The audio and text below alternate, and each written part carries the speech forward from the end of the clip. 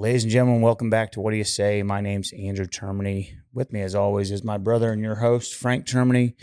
If you like what we're doing here, please go out there, like, subscribe, leave us a review, and remember to turn on those notifications so you can be updated every time we upload some new content.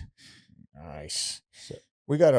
So last night was lighthearted. Yeah, Tony, we just talked about movies in Hollywood. And it was fun. It was good. This one is not. This one's a little bit different. This one's a little bit different. So we've had, here, let me introduce you. We have Nita. What's your last name? Brooks. Nita Brooks.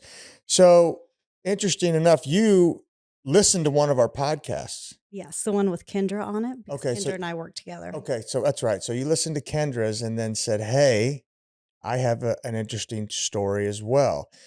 And so we've had all kinds of guests. You know, the guest list is as arbitrary as the name. Yeah. You know what I mean, of the podcast. And so we've never discussed mental illness in this detail. You know, now we've clearly, you can make an argument that any person who is struggling with drug addiction is at that point dealing with some sort of mental illness for sure. But I don't think you can necessarily diagnose everyone who struggles with addiction as having some sort of mental illness. I don't think you can do that. I don't think so either. I don't think while they run together, I don't think they are always paired. Yeah, because I think sometimes, you know, those folks can get themselves clean and over a certain period of time have some mental clarity, and, you know, maybe they're no longer dealing with, you know, anxiety, depression, and some of these other things, you know. But then there's that other group of people who you got to say here, what came first, the chicken or the egg, right? You know, did the drug addiction cause some mental illness, or did the mental illness lead to drug addiction? And, you know, I think attacking it, or at least discussing the mental illness part, I don't think we've ever done it. No, I mean, we've had some therapists on there that have gone into some mental sides of things and how and some coping mechanisms, but this is kind of one of a kind. So you had, with your first husband, 4 kids? Yes. 4, and your first husband is a physician? He is. He's a nephrologist in Columbia, Missouri. Mm-hmm. Okay. And so tell me the age ranges of the kids. They're all 2 years approximately apart. So Lucas, these are the order of morning: Lucas, Grace, Seth, and Mary. Lucas, Grace. You went boy, girl, boy, boy. Okay. And all 2 months, 2 years or less. Lucas and Grace were 23 months apart. And then Seth and Mary were 22 months apart. And then the middle 2 are about not quite 2.5 years. So okay, 4 kids under 6 is the way I would put it when they were younger. Wow. And then, so Lucas and Grace were the ones who struggled? Yes. Okay. And you had indicated in the question, and I'm just going to get into the meat and potatoes if that's fine. Okay. That's fine. You had indicated in the questionnaire that you and your husband had divorced mostly because of confrontation over Lucas and Grace. Yes. And I don't know that I would call it confrontation as much as stressors. Sure. Oh, dude. My ex-husband is not a confrontational person. Yeah. So when we ended up with 2 teenagers with really big struggles, Lucas's started with drugs. Grace's started with mental illness that led to drug use. And there was one period in our time where Lucas had been arrested, felony possession, and Grace was in a 9-month mental health, behavioral health residential program all at the same time. So it was really taxing on us. For sure. That's taxing on a marriage. For sure. That's taxing on a marriage. So now, were Lucas and Grace close in age? Yes. 2 years apart, 23 months apart. Okay. Yeah, they were very close. People thought they were twins. Okay. They had the same friends. They ran a lot in the same groups. Okay. And so who started to show signs of mental illness first? That would be Grace. How old was Grace? Looking back, I would say 4th grade. So But she I was didn't- 10. I didn't know that at the time. I didn't know that's what was going on. By 8th grade, it was very clear. Okay. So tell me the initial, at looking back, what's making you say that in 4th grade she was struggling? She would cry a lot, hide under her desk at school, talk about being bullied. She would lash out to other kids. And as I've gotten older and learned more about it, I learned that depression in kids that young may manifest itself in like crying and isolation. But with a 9 or 10-year-old, that's not something I even think is a possible. At least then I didn't. I Well, was I really think naive. I think as adults we probably are like, what do you have to be depressed about? Yeah. You know, we're like, well, you know, how and that's one I think thing about depression is sometimes there's not something specific that an individual is depressed about, you know, but feelings of hopelessness Mhm. can still be there, even though there are circumstances in their life are seemingly good from the outside looking in. So, Right. so she starts with, now let me ask you something. Uh-huh. Was she being bullied? I Or was this kind of like a perception that she had? I think she was being bullied based on what the teacher would say happened. I think she was. And then when she got into 5th grade, she had a different teacher, different group of kids. Those symptoms didn't manifest in 5th grade. So 5th and 6th grade, She was and even up into 7th grade, she seemed pretty even keeled. 8th grade, things really changed and then went really downhill after that. Hi. so what changed in 8th grade?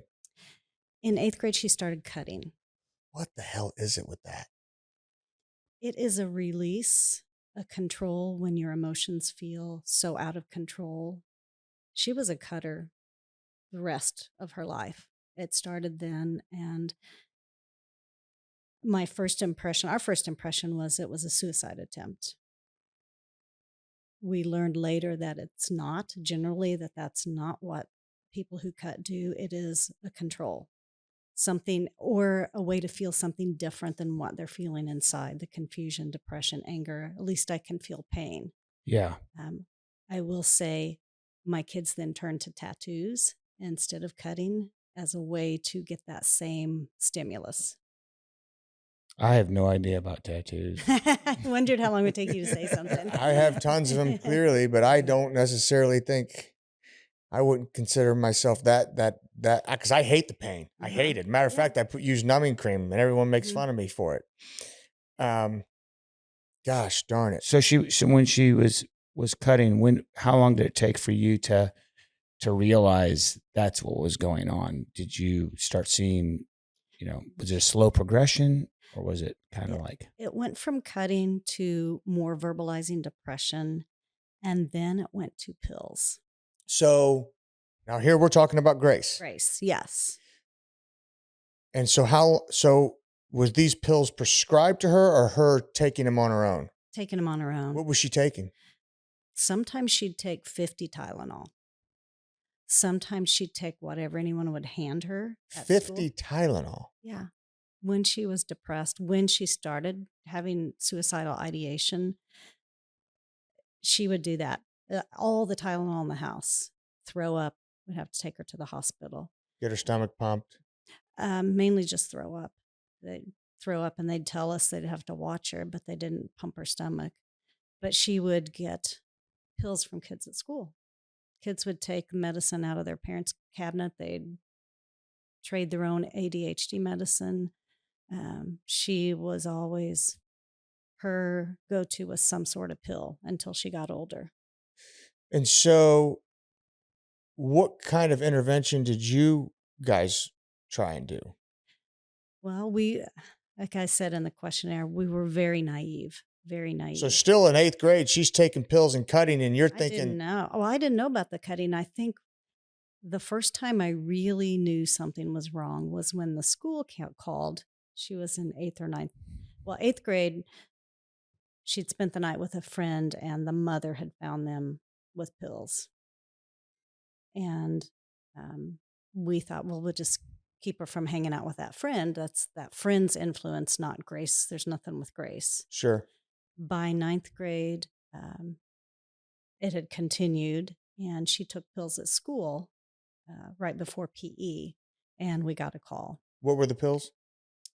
I'm not even sure. Okay. I think it was just random pills. Okay. It could have been things that she took out of our medicine cabinet. We didn't have any prescription medicine at the house. It would have been cold pills and Tylenol and Advil. Right. But I don't know if she had pills that she got from someone at school. This was all in Columbia. So we took her to the hospital. We started her with therapy, started keeping tighter controls on her freedoms. Because I thought, well, if I just put enough boundaries on her, she won't have access to this. I still didn't really understand what was going on deep down in her. But I thought I could protect her from all the things that she might choose to do. Well, here, being able to protect your kids, as you know, is a figment of your imagination. And that's for any parent. And also, drug addiction / mental illness is probably one of the most helpless situations for a parent to be in. I was actually talking to one of my clients this morning, the one you see me with every Monday, Wednesday, Friday, Right. telling her that I was coming to talk and what we were talking about. And those are the exact words. She said that is the most helpless a parent ever feels. Because as parents, we think we should be able to fix anything that looks like a behavioral problem for our kids. We would never feel that way if our child had cancer, leukemia, anything like that. We would go straight to get medical help and do everything we can. When it is manifesting as mental health or addiction, the path isn't as clear cut, and there's more of a, what am I doing wrong? Well, here, I can say this to you right now, but then God forbid one of my kids down the road starts to struggle with mental illness, I'm going to try to control it, and I'm going to try to fix it. And I'm going, you're going to try and do that. Yes. Now, you may simultaneously seek help, but you're still going to do everything you can, you know? So there's no way around that, Nita. I mean, there's not. It's just the absolute most, it's a horrific thing to have to watch is your child suffer from drug addiction and mental illness. It's terrible. And I think it's, if you have like you have cancer, if you have a broken arm, let's just use something simple. You put a cast on it, over time it heals. But when you're talking about drug addiction and mental illness, there's no way to quantify the progress somebody is having, and there's no way to put any sort of like time frame on when they'll be better. Which is even worse. Like a broken bone, you could say, all right, we're going to cast it for 6 weeks. We'll re-x-ray it, right. Whatever. And you can't. With that, what you said is the perfect summary of what it's like when you're trying to treat mental illness. It's an experiment on which medications work, what combination of medications. You can't take a blood test to see if the chemical imbalance in your brain is better.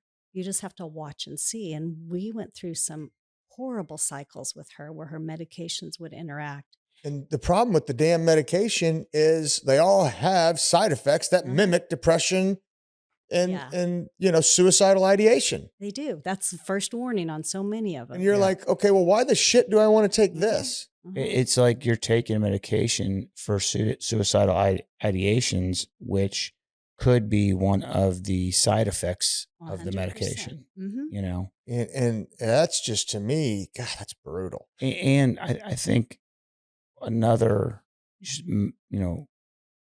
hurdle for a parent in that situation is they may have good days, and that may bring a lot of hope, and they may stack good days, but then there's a shift. Oh yeah. And you're like, well, we were doing so good, and now it feels like we're not back to square one, but we're still at -1 now. Yep. So it's like the emotional swings that somebody dealing with depression and drug addiction, you feel those, Oh, yeah. you know. Tell us about those kind of things. Tell us about the feeling of some of the emotional swings that you had to go through as she was kind of navigating the challenges of it. She was. It was like riding a roller coaster that you couldn't go on the internet and get a preview of how the roller coaster goes. You never knew if it was going to be up, down, or level. And the whole time you're on eggshells, which is probably pissing her off. It is. We went through, so just to kind of give a background, once she started cutting, we took all the knives out.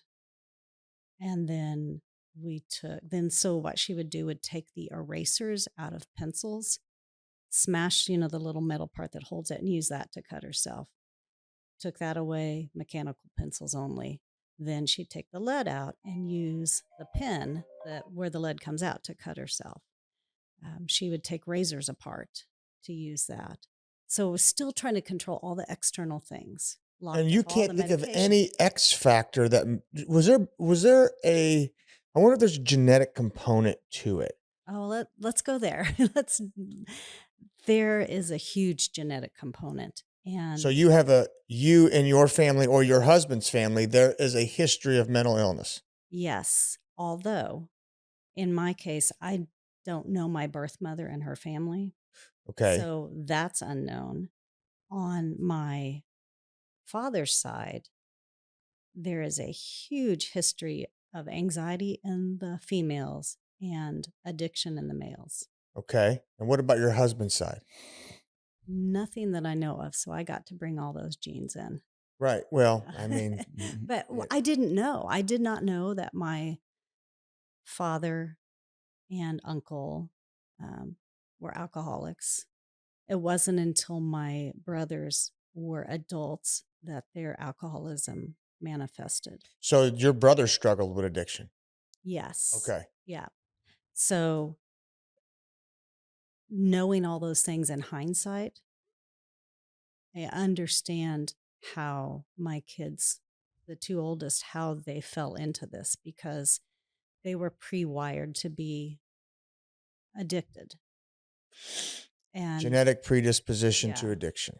And then Lucas didn't really have any mental diagnosis, but we lost him when he was 21. So I had a longer period of time with Grace to go through counseling and therapy. Well, and then Lucas's passing doesn't help. She's not mentally strong enough to be able to handle it. No. Well, really, at the end of the day, I shouldn't say that because really, who is mentally strong enough?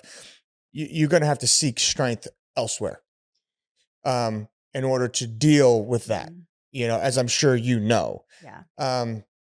Do we want to touch upon Lucas's development as a child and how he got to? So this is difficult because you got to switch back and forth. Yeah. Because one can feed the other. So it did. So Grace is in 9th grade, and at this point, she's mentally just like an unfolded lawn chair. Mm-hmm. And so, she's just, she's cutting and she's struggling with depression and anxiety. Yes. Okay. And she's medicated, yes or no? We had started medicating. Okay. And the medication's up and down, and you got to change it and adjust it. Okay. Yes. So we went through all of that. And then how'd high school go? By the time she was the next year, so sophomore year, when we were in Columbia, 9th grade was not in the high school building. Right. It's 6th, 7th, 8th, 9th. Yeah. I think they've changed that now, but she moved into high school and the accessibility to pills shot through the roof. Yeah. The huge problem there. Again, so naive, didn't even think about it. She started getting a lot heavier into that. And I can't honestly remember the incident because there's been so many, and my coping mechanism is to forget some of the things. Mm-hmm.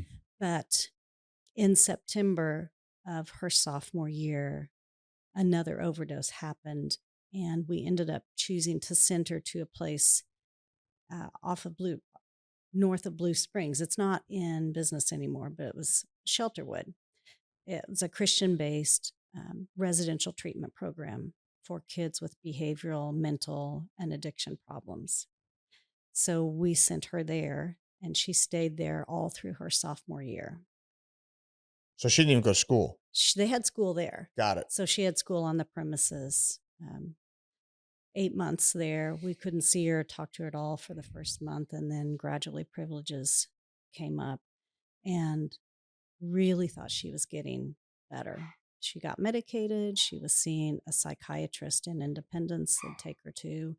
They had therapy groups, Christian-based, all of that. She graduated. While she was there, Lucas's drug use started to escalate again. She's 16 years old. Lucas is now about 18. Yeah. She was 15 at the time. He was 17. Got it. Okay. Senior in high school. His friend group shifted from his sophomore year to his junior year. And that shift was not a good one. It was a shift from, like, do you know what Young Life is? It's another Christian, it's like a Christian youth group not affiliated with school. So he spent a lot of time with that. He had a great youth group leader at church. He spent time with friends in that environment, shifted to a different group when he was a junior, and he started smoking weed. And I thought that's all he was doing. But then he got introduced to MDMA. I don't even know everything that he was taking. He ended up dropping out of high school, finishing his one online class to get enough credits to graduate. And then we had to move out of the house because he wasn't going to college. He'd gotten arrested right before Christmas with felony possession of some controlled drug. I don't know if it was hydrocodone. He said it was one of his friends, and he took the fall because his friend told him, "I'm third strike, I'll be out." I don't know if that's true now, but that's the story. Drug addicts is, you never know. That's what they do. They lie. Yeah. And again, I approached all of this, especially with Lucas, super naive. And so he had that. He was 17, so that was an adult charge. We went through a lawyer. The first lawyer ended up getting disbarred and going to jail because he tried to sneak drugs into a client in jail. So that was not a good lawyer. Ended up having to start that all over. I got another lawyer who got him. You had the perfect storm. Oh, it was, yeah.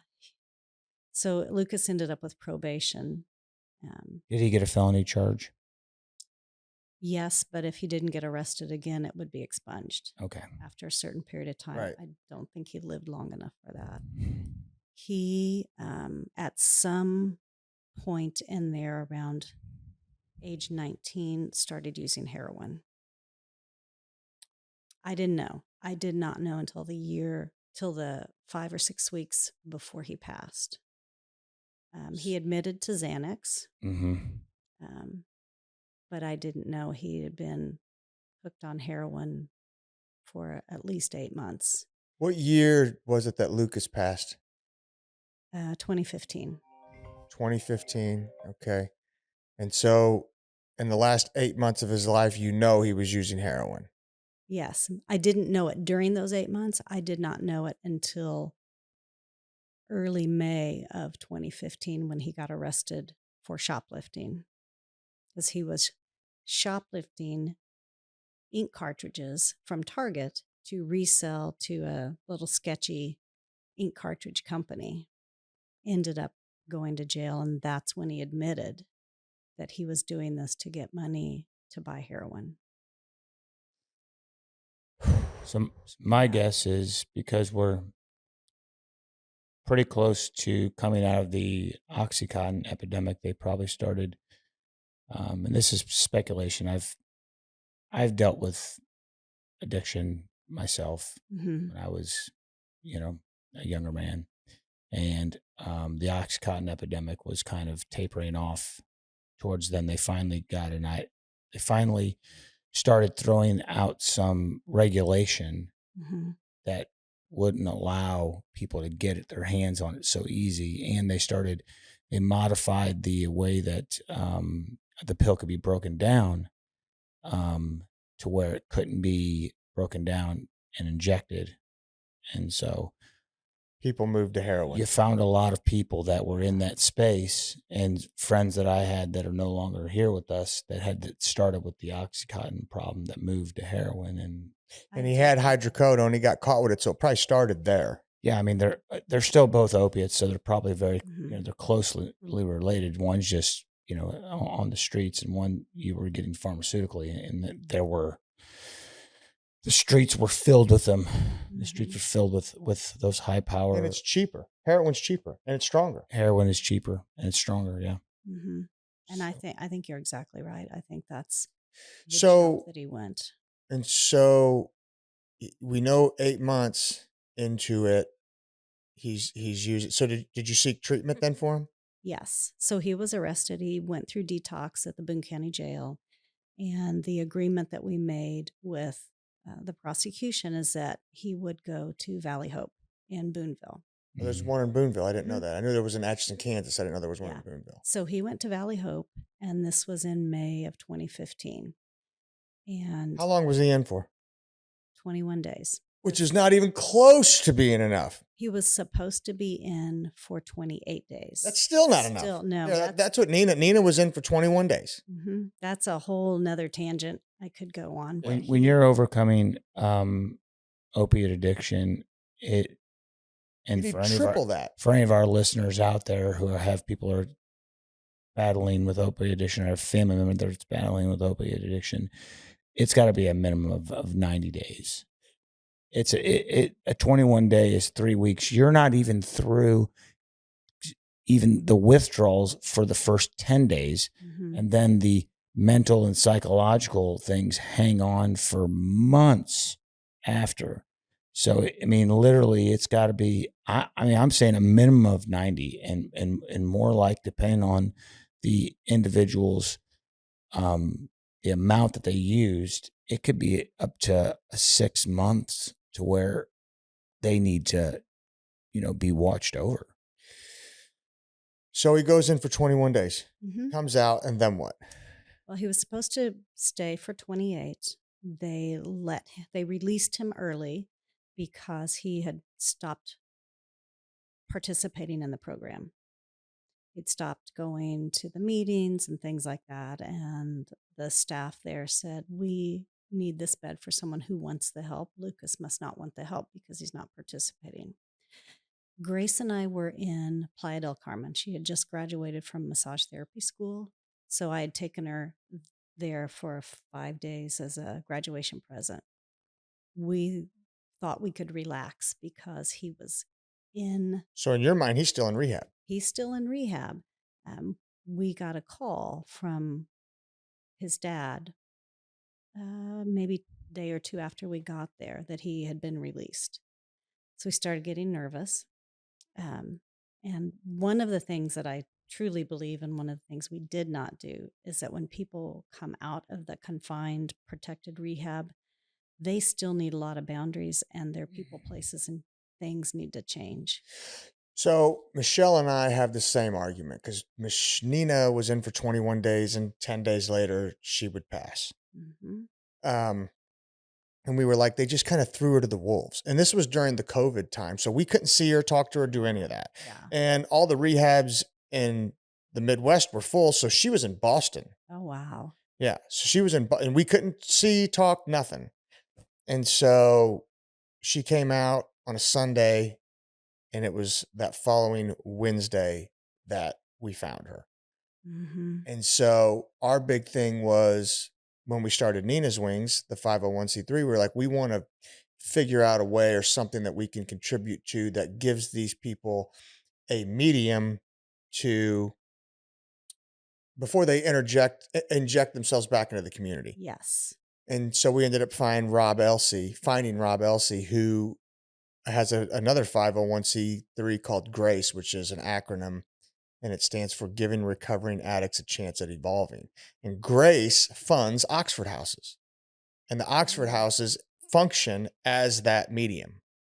That's what every person trying to recover from addiction needs. They cannot do it on their own. No, They you can't need go back to support. they can't go back to the same friend group. They can't go back to the same environment. And we didn't have that for Lucas. Yeah, we didn't even, we were so naive too. I mean, and it's a shame. Well, I mean, What shocks me is how naive I was having, I don't know that I could ever necessarily say I was an addict, but I did way too many drugs in my 20s, you know. well, okay, so and at this point, when you're dealing with Nina, you're probably drawing a lot of comparisons to what I went through. Yeah, but you were in rehab longer than that. No, I was not. I was in for 21 days and did not get released into a sober living environment. There were people that were released into Oxford houses, and they had some structured rules, like with cell phones and whether you come, how you come and go, and what if you come back and you're smell of alcohol, you look like you're high, then you actually get removed from these Oxford houses. But my experience from coming out was, I was ready. I personally was ready for a change, and that 21 days was really good for me.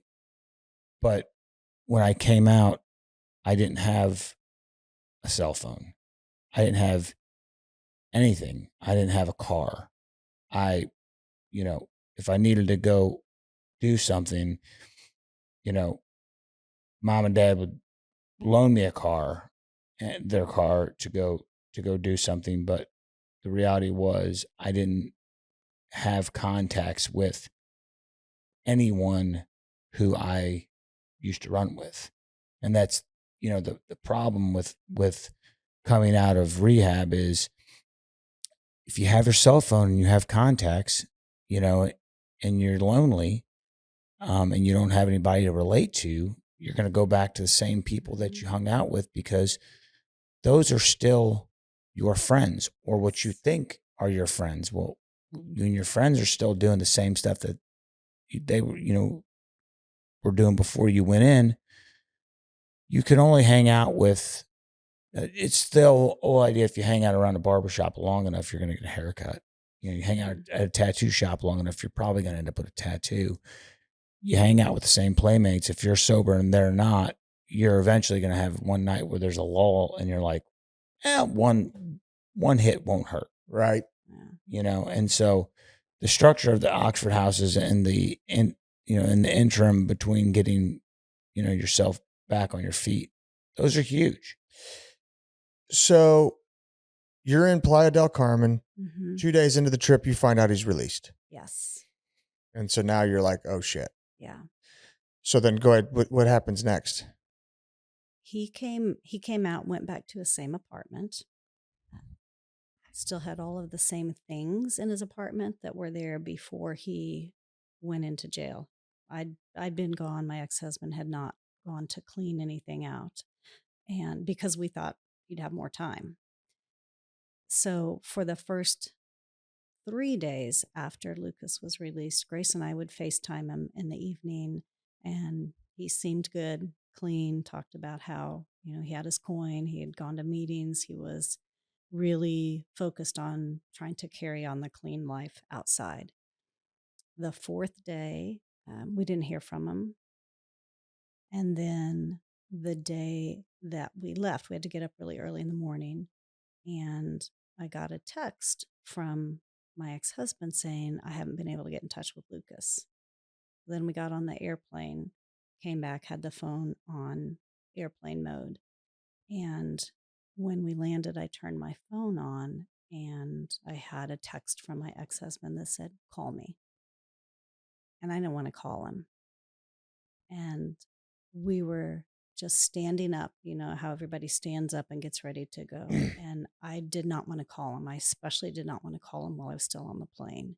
We were landing in Kansas City. And Grace said, Mom, you have to call. You have to call him. Call him now. Call him now. So I called while we are still pinned in by everybody. And he said, we lost Lucas. And it didn't register at first. I thought, you mean like he left town and you don't know where he went? And he said, no, he passed away. And I just started screaming. Grace and I started screaming, and we just fell down in the aisle and couldn't move. And I don't know how long we were like that. And I finally picked her up enough that we could get off the plane. And then we fell down again. And probably for 45 minutes, all I said is, it's not true. It can't be true. Just screaming and crying. And the people around you have no idea what's going on. No, I mean, they're still deboarding, trying to walk around us. I don't know how we got out of there. Somehow I was able to call Rick and tell him and say, come get us. I can't function. And he brought Seth with him. He said, we need to go get your mom and your sister. And my ex-husband had not told our other two kids. So Seth is driving up with Rick to come get us. And Rick didn't tell him either. He just said, something's happened. We need to go and get in the car. And then I need to tell Seth that Lucas had passed away. And he's so sweet. He just, tried to hug me from the back seat. And then we drove home, and Seth burst in and he ran upstairs and told Mary, and I just could hear her shrieking at the top of her lungs. And they had to go through that twice.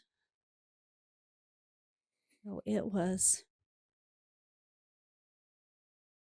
the worst thing that we've ever experienced. And then we did it again. Now, was Lucas, did he pass from an overdose? Yes. Yeah. My ex-husband got into his apartment and I guess found him sitting. I didn't go see him, but from what he recounted, as much as I was willing to hear, found him sitting cross-legged, slumped over with a needle in his arm. And we didn't do an autopsy because we knew what it was. And we just guessed that he used, and his body had detoxed enough that what he would normally use. Same thing that 99% of them do. Yeah, killed him. Yeah, and they say when you come out of rehab, if you pick back up, you don't pick up where you were using, or where you would have, if you would have stopped right there, you pick up where you would have been using if you would have continued to use. Mm-hmm. So it's fatal. It's basically fatal. Yeah. Mm-hmm. Oh man. So, talk us through how the family kind of coped with Lucas's passing. Well, Grace and Lucas were roommates. So she lived at the apartment? Yes. Okay. So we just kept her in Kansas City. There was no way we were going to send her back. She had already found a job in Kansas City and was going to move. Mm-hmm. She was going to move into a rental property that I owned. She moved in with us because she couldn't be by herself. It really kicked her depression up 10 times. She would say over and over, it should have been me. It shouldn't have been Lucas. I don't want to live anyway. It shouldn't have been him. It should have been me. That's a horrible thing to hear. Yeah, she had survivor's guilt from him passing. Yeah. Now, when Lucas, so they were roommates, and she had been through the sober living. And at this time, when you guys are out of town, how old is she? She was 19. She was nice. She was out of high school. Yes. So Lucas was 21 when he passed. Yeah, he had just turned 21 by a week. Did she know, since she was living with Lucas, of that he was doing what he was doing? She did, and apparently Seth did too, and they did not tell us. And I a long time let go of that. That was a hard thing to hear. They're very, very, my kids are very, very tight. And I think that they thought they shouldn't rat him out. Well, I think Frank can relate to that. When I was struggling, Yeah, when he was struggling, I made him stay the night at my house because Uh-huh. initially we tried Suboxone. And so I said, just stay the night with me. Because he had to get into withdrawal before he could take the Suboxone. Oh, that's tough. And so we had to sit there and wait, and he stayed with me. and we And didn't I didn't tell say anybody. anything to my mom and dad. So you understand, as a Yeah. sibling, that's Here, my nephew lived in this basement. That was Nina's room. And then Giorgio had a bed over there with a sheet because he lived with us for a little bit. And Giorgio struggled big time after Nina died, silently for a while, until he finally broke down.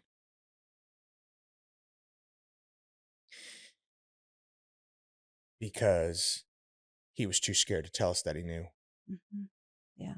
And I was like, I didn't blame him, obviously. He thought we were going to, but, You do everything you can to, I think kids do everything they can to protect and fix it and repair it without bringing the adults in, because they know once they bring the adults in that it's going to gravitate towards another level. Yeah. And so everybody, just like you did, you tried to help me without putting the stress on to mom and dad. right. And I would assume that your kids did the same thing and tried to help Lucas without putting that on you, because they probably had, he was already open and honest about what he was doing. So he already knew that they already knew that there was no way to get you angry about the situation, have you step in, let's see if we can resolve this here, because any other... Which is ultimately what the devil wants you to do. Yeah, I mean, I think that... he wants you to keep it a secret. Yeah. That's what he wants. And he wants to isolate the addict further and further and further until ultimately the addict meets their demise. That's ultimately what he wants. Yeah. I mean, that's 100%. His goal is to steal, kill, destroy, separate. And he does it via separation. Yeah. Yeah. So, so Lucas passes in 2015. Yes. Now let's go back to Grace. Okay. So in the meantime, Grace has been struggling with depression. Lucas was 21. Grace has been struggling with depression since the 9th grade. Yes. So for probably about 5 years, pretty heavily. 5, 6 at least. Yes. Pretty heavily. Yeah. We'd been through. And so this puts her in a tailspin. It does. And so. What was her response? I mean, you said her response, it should have been me and not him. What was her response as she continued on? Was there any obvious signs of how she was acting day to day? Did she stay at home and sleep a lot? How did she react? She did. She stayed with us and delayed her start day at work for about a month. Yeah. We found a counselor and a psychiatrist up here. So, like I said, she was moving up here. We moved her in with us for that first month. A lot. She probably was medicating more than I thought. She did start work. She had a really hard time staying at work and staying focused. She was a massage therapist. Mhm. And we moved her into one of my properties. And a month or so later, her boyfriend came and lived with her, which so naive. I thought that that would be a help. Learned later that he's probably a drug dealer and all kinds of terrible things. Mhm. But at the time, I thought she won't be alone. Yeah. And she continued to spiral and cycle. She ended up in the years that she was here from 2015 to 2020. I don't know how many short-term hospitalizations we had. You know, here, if you go to the ER because you've overdosed or because you've cut yourself too deep that you need stitches, or you had to call the police because I had to call the police because she held a gun to her head. These are all things that cycled through.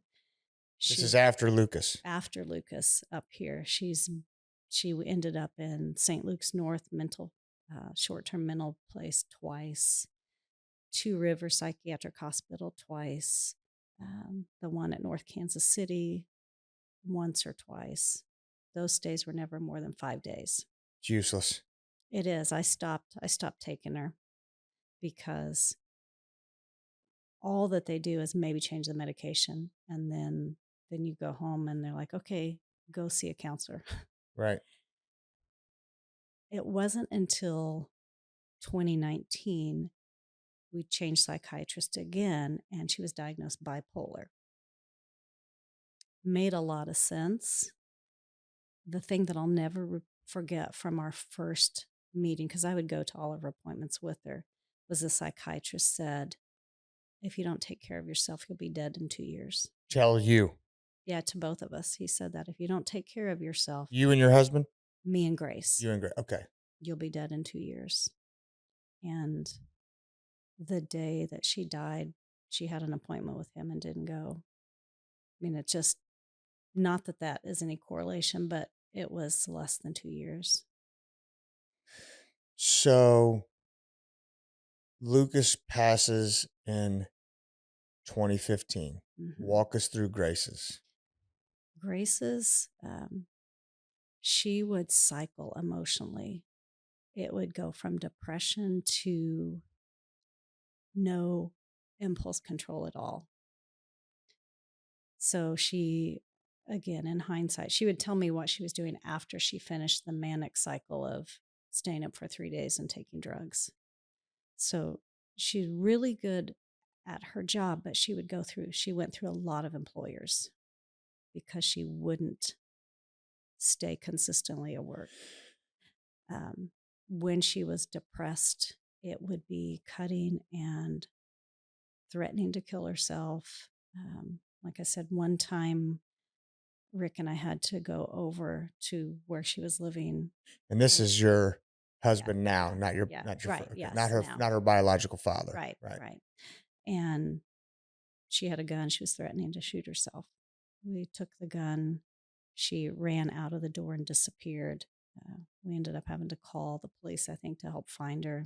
She got admitted to one of those short-term stays. Had to take her to the ER multiple times because she had taken, I don't know what combination of drugs, but was not coherent.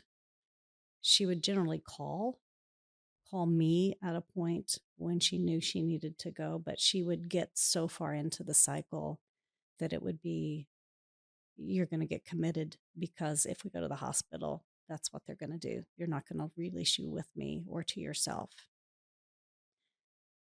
She did, like you mentioned earlier, she had some segments where things were good, and I would do that exact thing of like, I can breathe, I can relax. She's on a good streak. If I could get her to exercise and stay on that helped a ton. But she wouldn't stay consistent. Exercise and diet. I'm sorry. It's underestimated how much it'll help. Oh, I'm 100% with you. If the hard part is when people are depressed, anxious, cycling, that's the last thing they're going to do consistently. Yeah, they're struggling to find consistency in their own life. So they're going to have struggle to find consistency at any sort of workout program. Yeah. And the week that Grace passed, Monday she was in the gym with me. She would come in and she'd either work out on her own or she'd ask me to train her. So we were together Monday. Tuesday, she was cleaning all day. Wednesday, I couldn't get a hold of her. But she was scheduled to work, so I thought that was okay. Thursday morning, I woke up to 2 missed calls from her at about midnight on Wednesday night. I couldn't get a hold of her. And I thought, well, I know she has a psychiatrist appointment at noon, and she probably slept and went to that. And I know she's supposed to go to work, so I'm not going to worry about it. And then I checked in with Grace and Lucas, and neither one had talked to her for a couple days. Not Grace and Lucas. Not Grace, yeah. Sorry. Seth and Mary. I checked in with Seth and Mary, and neither one of them had talked to her any more recent than when I had. So I left the gym and decided to go to her apartment and check on her. And it was snowing. I had keys, but I could not figure out which key went into her apartment. I was knocking on the door and I could hear her dog barking. So I would go back in the car. I called Mary and talked to her, and she said, "You've got to go back in there and try." So I kept fumbling through until I found the right key. Went in, and when I first walked in, I saw her purse on the floor. And so I walked back to the bathroom because I had a fear that maybe she had slit her wrists and was in the bathtub. Bathroom was clear, so I was okay. Went into the bedroom, and there was nobody in the bedroom. Turned around, came back, and then took that little turn that I should have seen when I walked in the door and didn't. And she was on the floor in the kitchen. And I just went over and I was petting her head, and she was so cold. And I didn't even know what to do. I had to call people. I didn't even know what am I supposed to do? Was it an overdose? It was. And this time we did do an autopsy because she'd worked out with me, because I'd talked to her on Tuesday and she seemed on an up. I did not think it was purposeful. She wasn't in a depressive state. She had gone on Sunday, the day before, she had gone to the Chiefs game with Seth, the one right before the Super Bowl. So she was really doing well as far as the emotional part. She was on the up. She was going up the impulse. Yeah. And I had no idea what happened. There were containers, like pill containers, on her dining room table that were empty. But her prescription medication wasn't empty, so I didn't think that she'd overdosed on that. So what we found out, it's probably 30 days after she passed, is that she had gotten some cocaine with fentanyl in it. And the fentanyl is what killed her. And this was in 2020? This was in 2020, January 23rd. And yeah, it was. Had she ever used cocaine before that you know of? She had. When she was on kind of her, what we'd call the manic phase, she would want drugs that made her more up. So she would go to cocaine. I think when she was on the down, it was maybe more Xanax, and I don't even know, but she tended to choose her drugs based on whether she was up or down. So talk to me about your feelings when now you're staring at your second child. I was so angry at God, so angry that we lost two.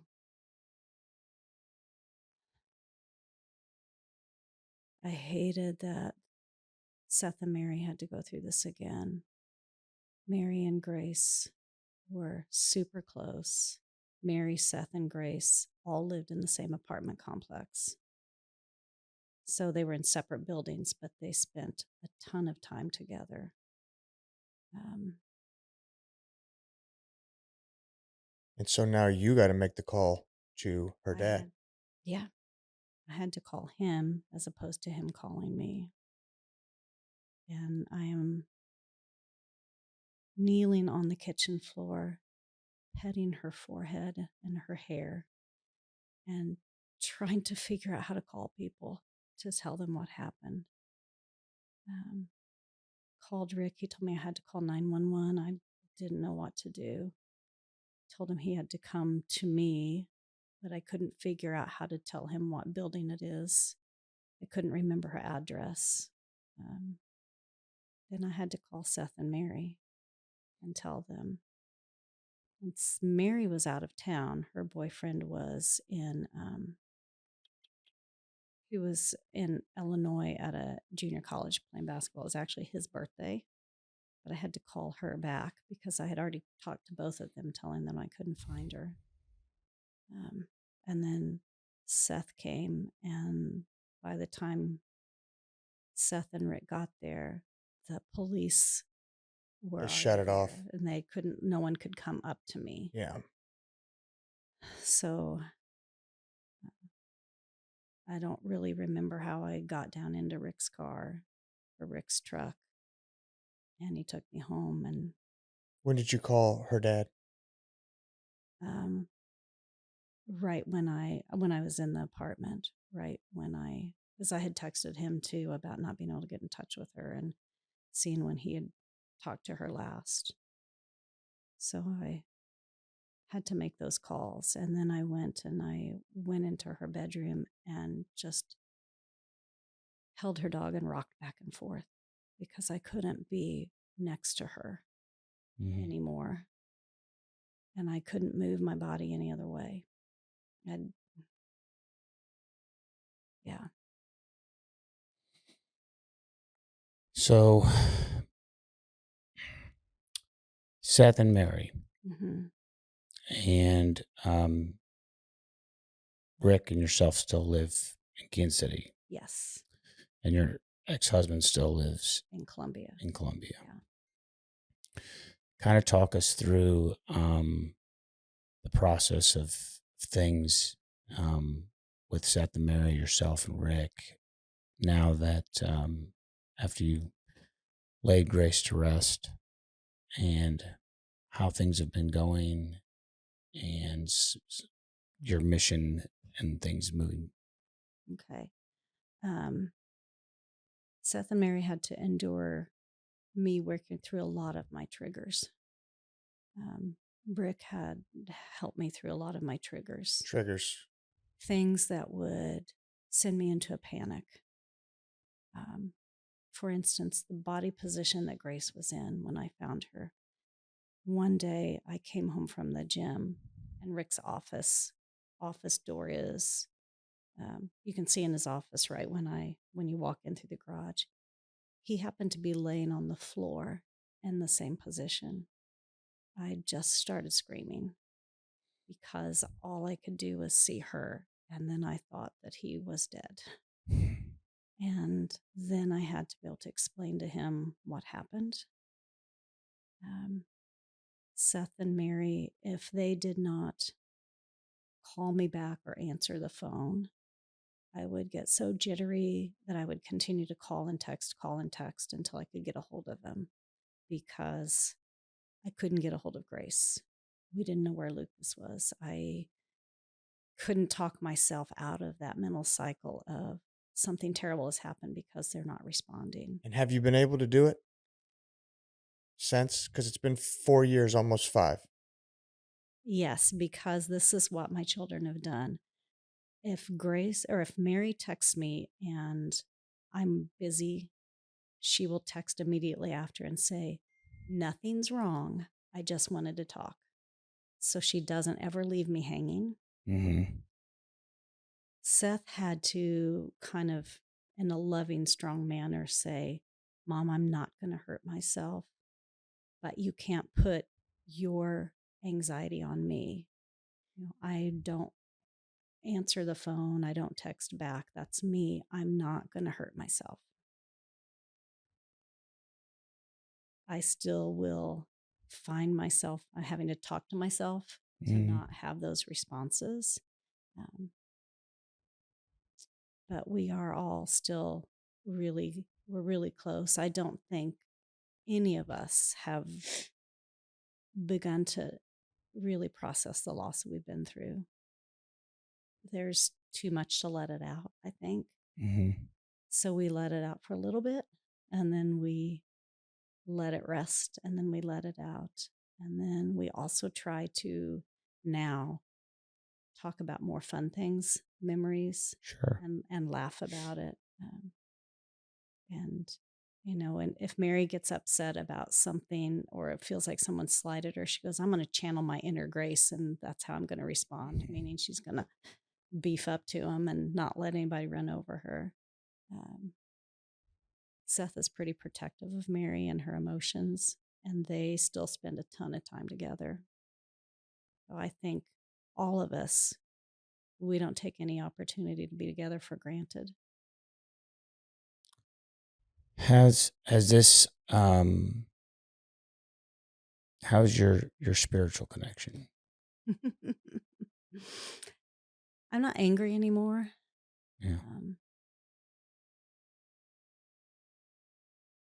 I think, and this is a hard thing to say out loud, but I'm going to say it. I think, and I'm going to change the word because of something you said. I think God received Grace when he did, because this was 2 months before COVID hit.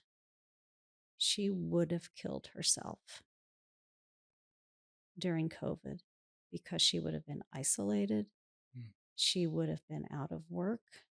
She would have been out of touch with anyone. She would have had no money. And those were all triggers that sent her into really severe suicidal ideation.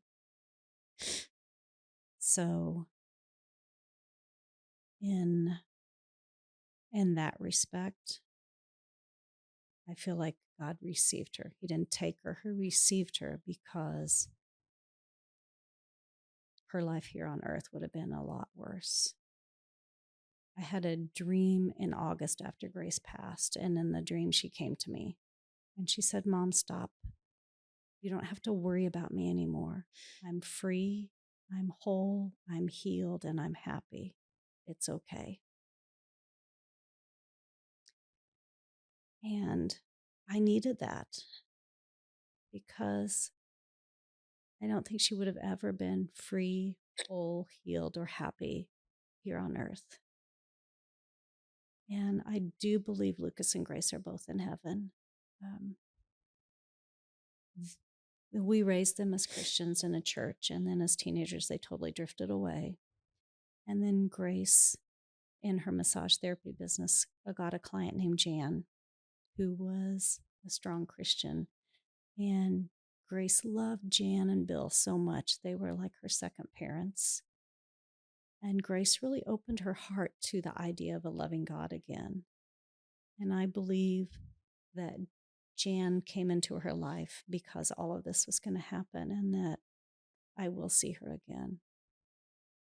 Lucas, the good thing out of Valley Hope is that he started believing in God again. And I think that, that gives me comfort. I really and truly believe that we'll be reunited and that they are healed and happy, and that we will all get to see them again. I have a hard time going to church because I have a hard time with the traditional church sermons and traditional things like that. So I get invited a lot. Yeah. But the 1 or 2 times I've gone, I have not been able to stay. It is too much emotion for me.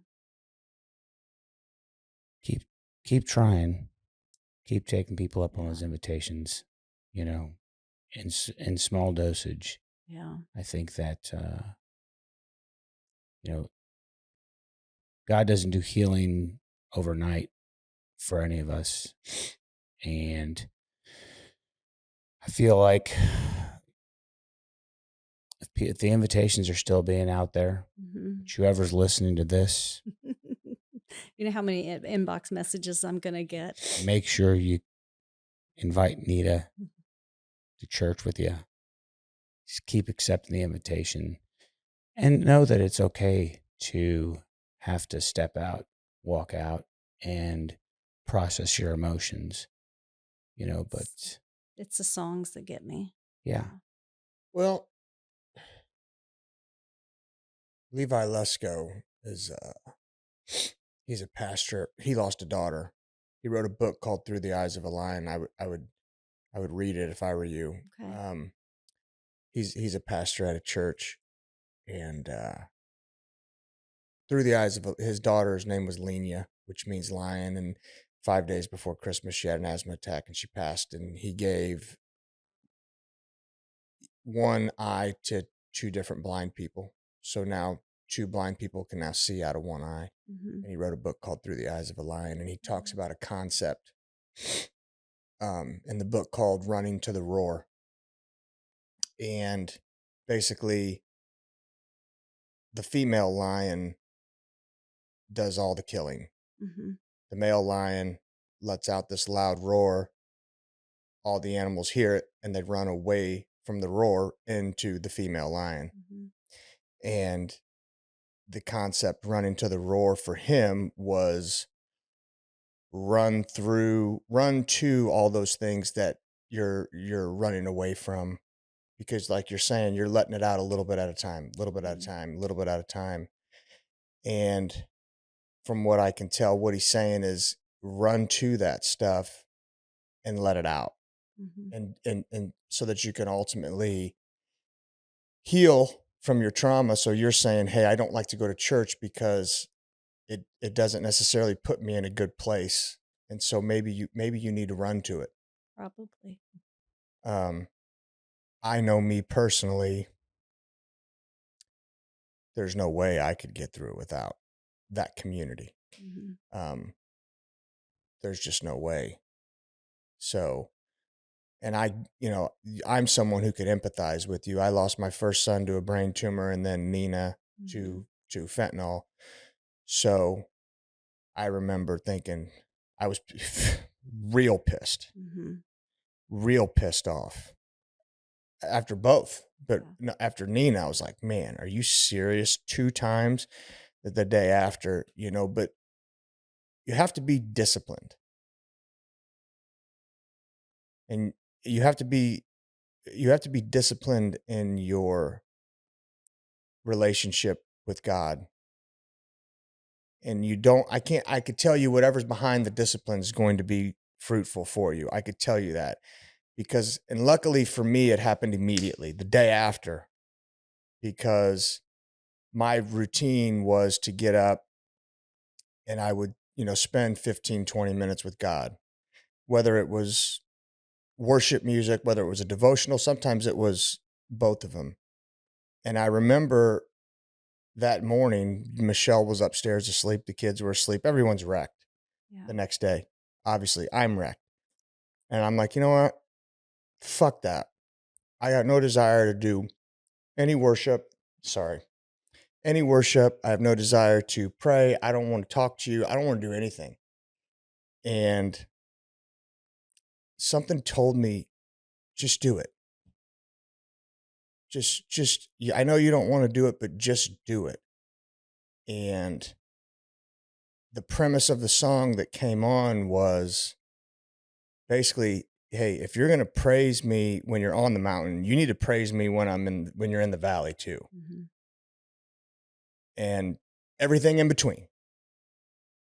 And I feel that was direct from the Holy Spirit talking to me, telling me you don't just get to do this when things are good. And so I was I started to definitely press in to my faith at that point. I mean, thank God, I had to do it though. And it helps you put one foot in front of I couldn't put one foot in front of the other without it. There's no telling where I would be. I would be no good to my kids, my wife, to anyone. And as you know, there's days where I'm still not any good to them. There's days where you can't peel your ass out of bed. And people on the outside looking in, they're like, "Hey, what's up? What's wrong?" And you just tell them nothing, and you just like, a lot of times I shouldn't really say this, but a lot of times I'll lie. A lot of times I'll lie and tell them I'm sick. I'll tell them I don't know what's going on. They'll be like, "Man, you've been sick a lot," because you'll go through a season. I'm like, I just can't shake this. I don't feel good.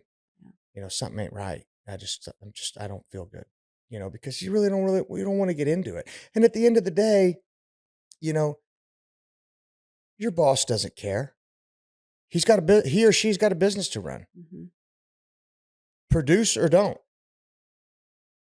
And I'm sorry. They genuinely sorry. That sucks that happened to you. But I got however many other employees. I got a bottom line, and I got a wife and kids at home too. So they care, but you got to handle your shit. Not you, but us. Yeah. We all, you know what I mean? You still got to handle your shit. Yeah. And you have to be accountable, and you have to move on. And here, I still have a wife and 4 other kids. And it's the most unfair thing to ask someone to walk through, let alone twice. But and to honestly, you can't get over it. I can't get over it. But there's something supernatural in it that allows you to do things that you normally couldn't do. I agree with that. There's something supernatural. I can't explain it. I can't put my finger on it. I can't do any of that. But it allows you to get to move on, to keep through life. It's not for anybody that's dealt with loss, especially, multiple losses. I think, Frank said it, you don't get over it. You're continuously walking through it. And grief comes in waves, right? It does. And it is triggered by different things in different It could be all kinds of things. Yeah, it could be all kinds of things, Here, we took a family picture. The whole Bear made the football team all come to the pictures with their families, and all the families took a family picture. And I was fighting back tears, and the whole time I'm taking the picture because that's the first picture we had taken without Nina. And so, it could be any little thing, but you don't want to project that onto other people. And it's a happy time for everyone, and you don't want to take that away from other people. So you fight them back, you take the picture, and you go on about the rest of your day. But I do believe as well that your kids are, healed and whole. And I do believe that there's an eternal reunion that we will have. I believe it wholeheartedly. I don't know how people get through life not believing it, even if you haven't lost a child. So I would encourage you to keep going to church. I'd encourage you to read Levi Lesko's book. And I would encourage not only you, but Rick, and try to get Seth and Mary and their families involved as well, because they also may not have dealt with their grief in a healthy way, to let them be the optimum person they can be and do what they're called to do as well. Because there's consequences for not doing what you're called to do and saying what you're called to say. Right. And so you have to put them in a position to do what they're called to do as well. You sent a text message, and I want to end with this. and I want to go over these 3 things because I thought it was important. But you talked about your intentions and the 3 things, and having a safe non-family member to talk to, vent to, educate yourselves on addiction and mental illness to help resist thinking it's your fault or you can cure them, and practice self-care. Mm-hmm. Those. And that's for someone that's for the loved one of someone going through this. This is advice for the loved one of someone who's dealing with a child with mental illness and or addiction. Yeah. And we'll say them again. You want the loved one to have a safe non-family member to chat with, which could be a psychiatrist. It could be. Or a psychologist. It could be. And I have found pastor, priest, whatever. And people come to me now just for that reason. If you keep it all within the family that's being affected, they can't be objective either. They're not objective, and you will not say all the things that are spinning in your head. No, and sometimes you can't even find ways to convey what's going on in your head. But if you can find someone where you don't have to worry about their emotional reaction to your words, it's so freeing. Sure. And therapy is a gift. It's a gift. If you can do it, it's hard. You can. It's really hard. It's hard mental therapy isn't any easier than physical therapy. Physical therapy will beat the shit out of you, and so will mental therapy. Mm-hmm. Particularly going and dealing with things that we have to go deal with. Like, I choose not to go to therapy right now because I can't find a time to do it because afterwards I'm done. Uh-huh. I'm done. I'm useless to everyone. I can't go coach football. I can't go driving my kids back and forth to practice. I can't go do it. Mm-hmm. I have to go home, take a nap, wake up, and then process everything that I just went through. Yes. It's exhausting. It's exhausting. It's exhausting. And I've went through a lot of physical therapy. I've done some mental therapy, but you ever heard the saying from Corrie ten Boom, if the devil can't make you bad, he'll make you busy? That's what's going on in my life right now. So, and I'm too busy to do it, and I need to make time for it. And then, so that's that part. And then of course you have to educate yourself, because people throw their hands up with addicts because they don't understand it. Mm-hmm. And even you probably did it. I know I did it. Like when Nina was in rehab,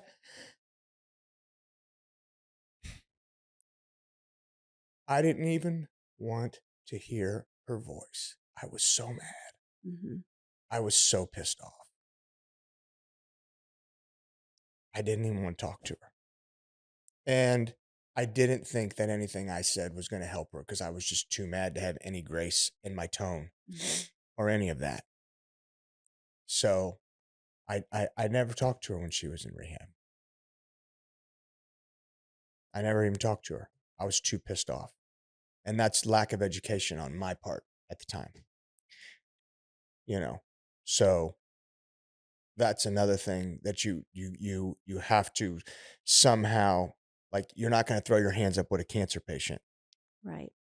You're not going to throw your hands up with those folks. So you can't do it with an addict either. No. As frustrating as it is, because it's not like she woke up one day and decided, oh, I'm going to become an addict. I think this was a good fucking idea. Mm-hmm. I'm going to go become an addict. So loved ones of drug addicts and or people who are mentally ill, you have to look at it from that perspective too. And then finally, you talk about still trying to practice self-care, which part of self-care is diet and exercise. And god darn, if you don't have any energy to go do that, but you have to be disciplined again to go do that as well, right? Like, motivation is like, I heard this on Joe Rogan. He's like, I don't give a shit about your motivation. You're not going to be motivated all the time to go out and do what you need to do. You have to have discipline. And in my case, and I think in the case of other family members, you feel like it's wrong to take time away from caring or my case again, putting boundaries and safe spaces around the kids to go do something to take care for yourself. So one of the things that I tell other people is that you can't take good care of other people if you are not taking good care of yourself first. Yeah. And it is not selfish to allow yourself an hour a day out of the chaos of your life and into some quiet, calm, whatever you need. That's okay. That's part of the journey that's going on. Yeah, you have to do it. Mm-hmm. You have to do it. Well, I'd like to just personally thank you for your openness and sharing your story with us, your resilience.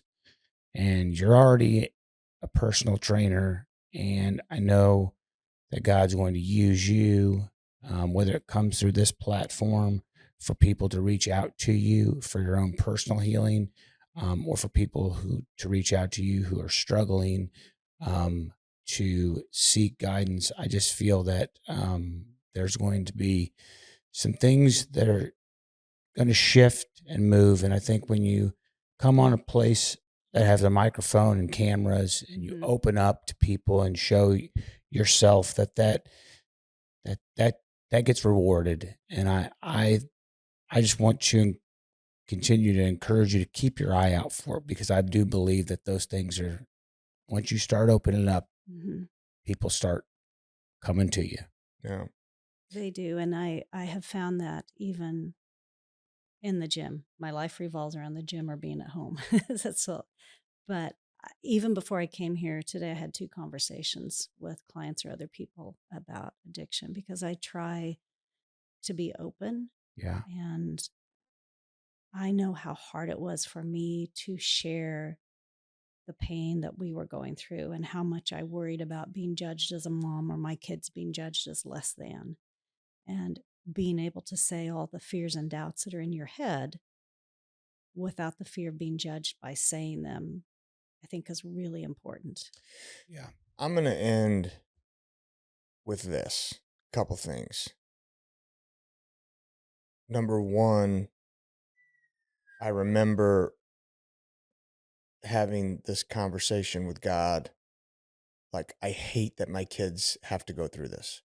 I hate that this is part of their story, and I hate that I can't help them. And I kept asking God, how can I help them? How can I help them? What can I do to help them navigate through this? And it was very clear, you can't. But I can. He said, lead them to me. I will deal with it. It was the clearest that I've ever been spoken to. I remember I was driving, I was on 291 getting ready to take a left on 104th Street. And I'm having these thoughts and having this conversation with God. And he said, you can't do this. This is not for you to do. Lead them to me. I will deal with it. So I would encourage you to do that. The other thing I would encourage you to do in this storm is hold on to something sturdy. And you cannot hold on to this isn't fair and why me? Because that's not sturdy. You have to hold on to something that God promises. That is sturdy. Hold on to that. I agree. So thank you very much. Yes, thank you very much. I appreciate it. Thank you for having me. Yeah. And if anybody out there is struggling, DM us. We can get you in touch with the right people. Yeah. And there is resources out there to help you. And there are people out there that will listen and that want to help. Thank you. Thank you very much.